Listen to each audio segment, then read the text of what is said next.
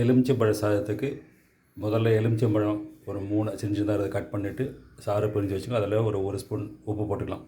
அப்புறம் ஒரு சின்ன வானிலையில்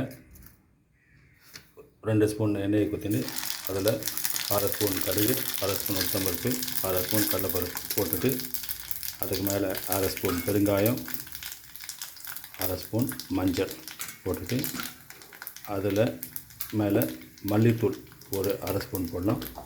இஞ்சி பூண்டு விழுது ஒரு 1/2 ஸ்பூன் போடலாம். அதுக்கு மேலே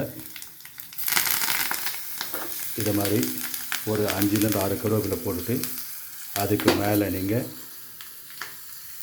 அரிசி வச்சு ஊற்றலாம். இதை அப்படியே ஒரு 1/2 டம்ளர் அரிசி களைஞ்ச சாதத்தில் வச்சுட்டு அதுக்கு மேலே ஒரு 10 முந்திரி பருப்பு, ஒரு 10 வேர்க்கடலை போட்டுட்டு அதை நல்லா கலர்த்திங்கன்னா உங்களுக்கு எலுமிச்சம்பழம் சாதம் ரெடி.